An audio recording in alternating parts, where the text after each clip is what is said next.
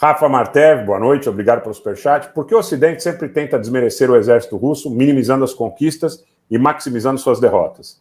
Os chamando de mal treinados e equipados. Isso desde Napoleão com o general Inverno, ele pergunta. Rafa, é o seguinte, propaganda de guerra, né, é trivial, né? A gente sempre diz aqui, vários convidados corroboraram nossa tese, que a primeira vítima da guerra é a verdade. E há necessidade, num conflito como esse, de alta intensidade, de utilizar de propaganda, tá?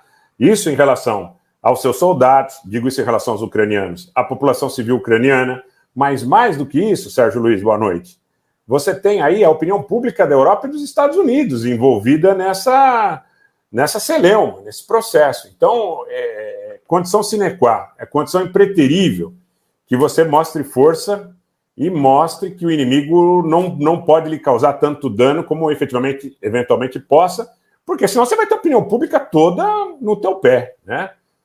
Tony Celidônio, Sérgio Luiz, obrigado mais uma vez pelo apoio ao canal. Tá? Isso que o Mário Fábio está dizendo aqui, a mídia fanfarrona ocidental não faz jornalismo, mas faz torcida de cheerleaders. Infelizmente, muita coisa é real, tá? Bem-vinda, Leonora, bem-vinda, muito obrigado. Muita coisa é real. Eu diria o seguinte, existem compromissos, né? Existem compromissos, inclusive, com patrocinadores que têm ali uma linha política, que têm ali uma linha de suporte, por vezes até, para utilizar um anglicismo, os famosos shareholders, os famosos acionistas, que têm lado. Que têm lado. Nem sempre, ou não necessariamente, é pelo bem contra o mal.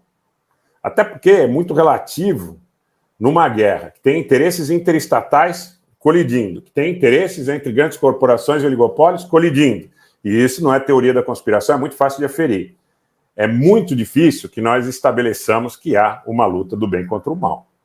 Porque se assim fosse, tem aquele velho ditado que diz que quando um não quer, dois não brigam, a situação do diálogo, da composição, poderia ser uma situação que tivesse sido alcançada.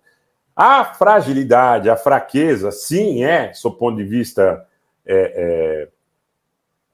eu diria, da relação, inclusive de análise do alto comando de qualquer grande exército, tentadora no sentido de você tentar resolver a situação militarmente. Então, quando a Ucrânia abre mão, de custodiar um arsenal nuclear, que é uma polêmica aí sobre o memorando de Budapeste, se era da Ucrânia ou se estava custodiada pela Ucrânia, tá certo? Eu quero dizer o seguinte, é tentador para uma potência nuclear atacar um país que não seja uma potência nuclear e que esteja, como tudo indica, abrigando grupos de oposição ao governo russo de maneira a tentar provocar algum tipo de instabilidade ali, vide as inúmeras visitas, viagens do Navalny, dos aliados do Navalny, que a gente não pode negar isso, gente. Aqui eu não estou fazendo avaliação de quem é bom, quem é ruim, mas eu estou colocando um ponto que é um ponto de uma realidade, né?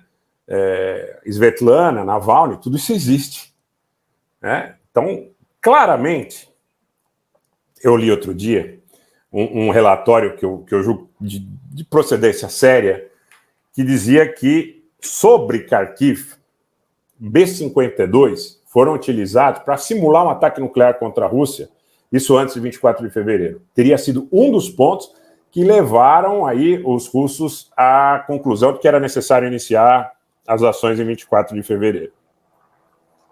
Quer dizer que eles tenham razão absoluta em relação ao conflito? Eu prefiro pensar o seguinte, eu prefiro pensar que cada país, que cada conjunto, inclusive de aliados circunstanciais que sejam, vão buscar o que é melhor para si, ou o que é possível para si. Então, eu vejo dessa forma.